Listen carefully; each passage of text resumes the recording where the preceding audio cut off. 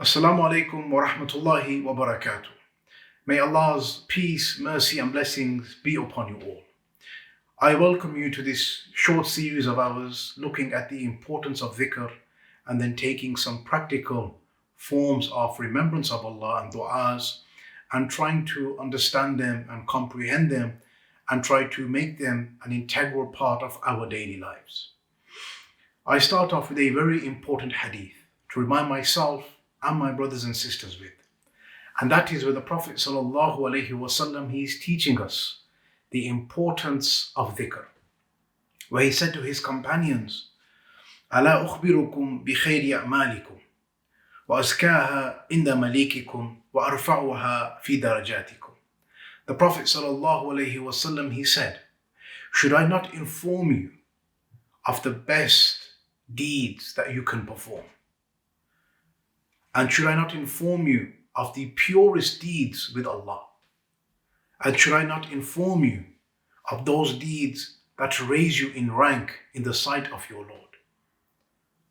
The Prophet ﷺ, he continues to mention the many virtues of dhikr. He goes on to say, وَخَيْرٌ لَكُمْ مِنْ إِنفَاقِ الذَّهَبِ وَالْفِضَّةِ. That this one deed, it is also greater in the sight of Allah than for you to spend gold and silver. The Prophet ﷺ, he continues and he says, وَمِنْ أَن تَلْقُوا عَدُوَّكُمْ فَتَضْرِبُوا أَعْنَاقَهُمْ وَيَضْرِبُونَ أَعْنَاقَكُمْ. And that it is better for you to die in Allah's way. The Sahaba said, of course, O Messenger of Allah. Bala ya Rasulullah. The Prophet ﷺ, he said, dhikrullahi azza wa jal. That this one deed that has all these many virtues to it is Allah's remembrance. Subhanallah. Many of us are familiar with the importance of dhikr and the concept of dhikr. However, we want to spend this time giving a deeper understanding and a deeper appreciation for this amazing act of worship so that we can worship Allah meaningfully and with understanding and with an in-depth knowledge of these acts of worship. Because you find many people have become heedless and forgetful of how important this act of worship truly is. And even those that Allah has blessed to make dhikr part of their lives on a regular basis, sometimes we find that that dhikr is not of quality and doesn't have real benefit in it, where we are heedless and we are not thinking about the amazing act of worship that we are performing. That subhanallah, Allah tells us, I am with my servant as my servant perceives me. فَإِذَا ذَكَرَنِي فِي نَفْسِي ذَكَرْتُهُ فِي نَفْسِي. And that if he remembers me, if my servant remembers me within himself, then I will remember him within myself. SubhanAllah, just from this one hadith, we understand that Allah remembers the servant that remembers him. So when we are remembering Allah, we're making our dhikr and our adhkar, and we're saying, Subhanallah, Alhamdulillah, Allahu Akbar, we're making istighfar, we're making tawbah. We have to remember and put at the forefront of our minds that Allah is remembering us also. And subhanallah, if Allah is remembering us, then what more can we truly need in our lives? How easy will it be for us to be successful and overcome any difficulties and any hardship if Allah is remembering us? Another important part of this hadith is the beginning, where Allah says, I am as my servant perceives me to be. SubhanAllah, when it comes to thinking of Allah, we have to have positive thoughts and we have to have high aspirations in this deen and in our dunya, where we sometimes are the ones that restrict Allah's mercy by thinking that we do not deserve Allah's mercy, we do not deserve His forgiveness. And subhanAllah, even when Allah blesses us and He accepts our du'as and He gives us something special in our lives, many of us fall into the tricks of the shaitan and fall into this imposter syndrome, where we feel like we are not deserving or worthy of Allah's blessings. And nothing could be further from the truth. But rather, when the believer is overwhelmed by Allah's blessings, he is grateful and he channels that energy into gratefulness and he shows gratitude to Allah. And when the believer is going through difficulty, he does not become pessimistic where he completely forgets about Allah's amazing rewards and that truly everything belongs to Allah and Allah alone. That's not what the believer does. But rather, when the believer goes through difficulty, he says, Alhamdulillah, I thank Allah, because Allah has put me through this test to teach me something and to cleanse me and to purify me and to help me build a stronger foundation and a stronger structure in my iman and in my life and in my vision and how I carry myself and how I worship my Lord and my outlook on this dunya. So the believer, the point here is we have to constantly have a positive perception of Allah. And when we are tested, we do not just see doom and gloom, but rather the true believer, he finds opportunity to get closer to Allah and opportunity to grow. May Allah bless us all. When it comes to understanding the many important virtues of dhikr in our religion, then you find, subhanAllah, there are many ayat, many ahadith, and many statements from the companions emphasizing on this amazing act of worship. Shaykhul Islam Ibn Qayyim, he has authored an entire book discussing the virtues of a dhikr. And in that book, he mentions over 100 different virtues. Because of the restriction of time, I'll just take a few of these and just remind ourselves of the importance of a dhikr. The first one that he mentions is that a dhikr, remembering Allah, is something which pleases Him. And subhanAllah, as Muslims, we know every breath that we take is there to please Allah. Every breath that we take, we dedicate it to attaining Allah's pleasure and attaining His mercy and attaining His blessings. And this is what the believer's outlook of life truly is, where he stops and he ponders over everything that he says, over everything that he does, over every action and reaction in life. He asks himself, is this something which is truly pleasing to Allah? Is this something which is going to get me closer to Allah? Or is it something which is going to take me further away from Allah? This is how the outlook of the believer is. Allah tells us in the Qur'an, وَالذَّاكِرِينَ اللَّهَ كَثِيرًا وَالذَّاكِرَاتِ. Those men that remember Allah frequently, and those women that remember Allah frequently. أَعَدَّ اللَّهُ لَهُمْ مَغْفِرَةً وَأَجْرًا عَظِيمًا. For these people, Allah, He has prepared forgiveness for them, and He has prepared for them an amazing reward. May Allah make us from those people who remember Him frequently. This verse here, it mentions the many good deeds that we are to perform in this dunya, and from them is remembering Allah. But this verse also teaches us about the importance of being focused and being determined to attain Allah's mercy and blessings. We are determined and we are focused in attaining Allah's ajr and the amazing reward that He has prepared and the maghfirah and the forgiveness that He mentions in this ayah. But how do we do so? By being focused on doing righteous deeds, by remembering Allah frequently, by making ourselves from those people who are the dhakirina wa dhakirat, those people that remember Allah frequently. So we have the goal, attaining Allah's forgiveness and Allah's amazing rewards. And then we work backwards. How do we attain that goal? By doing the righteous deeds that Allah has mentioned and remembering Him frequently. And this is how we attain Allah's pleasure and Allah's mercy and Allah's forgiveness. So the first virtue that Shaykhul Islam Ibn Qayyim mentions about remembering Allah is that it attains Allah's pleasure. And this is something which as believers we have been placed here to do. May Allah make us from those people that He blesses with being pleased with. Ameen. The second virtue of remembering Allah that I bring to your attention is that Shaykhul Islam Ibn Qayyim, he mentions this is the best way to preserve and protect ourselves from our eternal enemy, the shaitan. To remember Allah is the best way to protect ourselves from the shaitan. And this is something which the Prophet ﷺ, he teaches us, and something which the prophets before him spoke about also.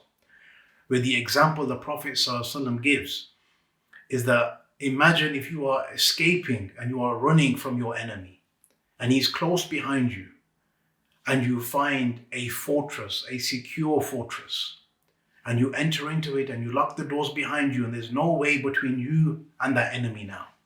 You have finally found some refuge and some safety.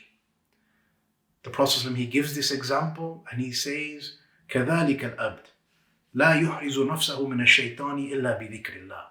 This is the example of the servant, that he cannot truly protect himself from the shaitan and from the devil and from his whisperings and from his negative thoughts except by Allah's remembrance. Shaykh al-Islam Ibn Qayyim rahimahullah goes on to explain that if there was no other virtue to remembering Allah except that through his remembrance we are protected from the shaitan, then this will be sufficient for us to be remembering Allah throughout the day and throughout the night. Because it's the only true way that we find protection from the devil. And subhanAllah, we find that when we are away from Allah, the only thing lying there for us is the shaitan with his many forms of misguidance. However, when we run from Allah, the shaitan disappears and he vanishes because we know he is a coward. And when we remember Allah, that is a name and that is a remembrance and an act of worship that the shaitan cannot tolerate to see. So this is how it protects us from the shaitan. The third virtue which helps us understand the importance of Allah's remembrance that Shaykh al-Islam Ibn Qayyim mentions is that we find true peace and true solace and true happiness in our lives through Allah's remembrance. And it's the best way to remove any negative thoughts, any anxiety, any depression from our souls, our minds and our hearts. As Allah tells us in the Qur'an, الَّذِينَ آمَنُوا وَتَطْمَئِنُّ قُلُوبُهُم بِذِكْرِ اللَّهِ أَلَا بِذِكْرِ اللَّهِ تَطْمَئِنُّ الْقُلُوبُ. Those that believe and they remember Allah, they are the ones that are going to find this itmi'nan, this peace, this tranquility, this solace within their hearts. Because surely in the remembrance of Allah do the hearts find peace and rest. So anytime that we are feeling overwhelmed, or we are going through some difficulty, or we feel like our mental well-being is not where it needs to be, then one of the ways that we are to help ourselves is by remembering Allah frequently, and by remembering His greatness and His favors upon us, and being grateful for the blessings that He has given us, and not focusing too much and overthinking about the negative thoughts. Shaykh al-Islam Ibn Qayyim, he mentions that the heart, it becomes clouded and deceived and troubled and anxious with two things, with sins and with heedlessness of Allah's worship.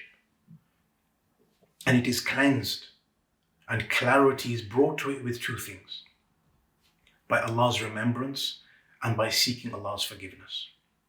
بِذِكْرُ الْإِسْتِغْفَارِ, remembering Allah frequently and remembering our shortcomings and our mistakes and seeking Allah's pardon for them frequently. These are those two things which bring about this clarity and cleanse our heart and our souls. So anytime that we are feeling overwhelmed, this is a practical step that we are supposed to do. We are supposed to remember Allah frequently and also make istighfar and seek forgiveness for our shortcomings and our mistakes.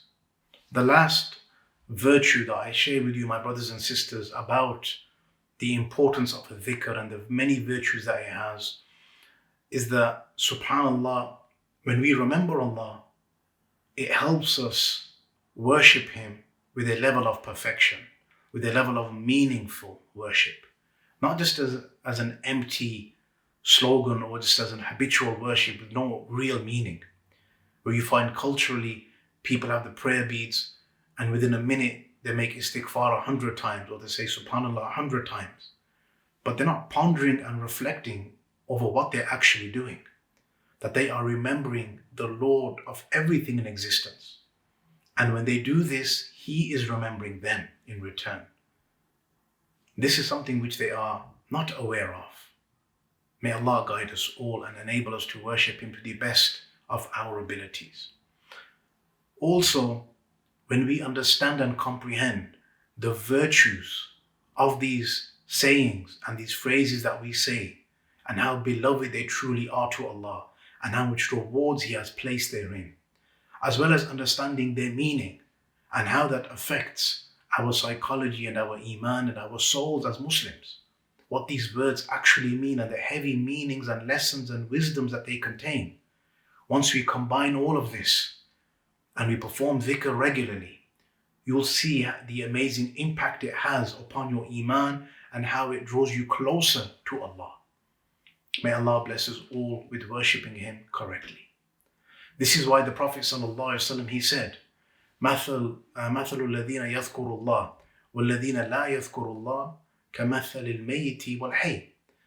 The example of the one that remembers Allah and the one that does not remember Allah, it's like the example of the living and the dead. There's no comparison. And subhanAllah, that's how sometimes we become so heedless. That's the state of our iman. It's like we are living, but at the same time, our hearts have become so hard that we are walking around spiritually dead. And our iman is next to non-existent. May Allah forgive us and protect us all. This is why Shaykh al-Islam ibn al-Qayyim, and I finish with this quote, he says, أشد عقوبة في الدنيا أن يمسك الله لسانك عن ذكري. One of the greatest punishments Allah is going to afflict us with in this dunya is that He stops us from remembering Him. That we become so heedless and we choose heedlessness over our iman and His worship. He gives that to us. And we become heedless to the extent that we do not remember Him anymore. And we do not make His dhikr and His praise and His thanks. And we do not glorify Him. That is the greatest punishment, or one of the greatest punishments in this dunya. Shaykh al-Islam ibn al-Qayyim, he also goes on to say, one of the reasons why we are constantly ordered and reminded to remember Allah is because of its great importance and the need that our souls need of Allah's remembrance. And any time we turn away from Allah's remembrance, then this is something which is going to be to our detriment and not to our benefit. وَكَانَ خُسْرَانُهُ فِيهَا أَعْظَمُ مِمَّا رَبِحَ فِي غَفْلَتِهِ عَنِ اللَّهِ. Subhanallah. And that which we lose in being heedless of Allah and not remembering Him is always going to be greater. It's going to be a greater loss than any possible benefit we're going to attain in that which we give precedence over Allah in. The loss in not remembering Allah is always going to be greater.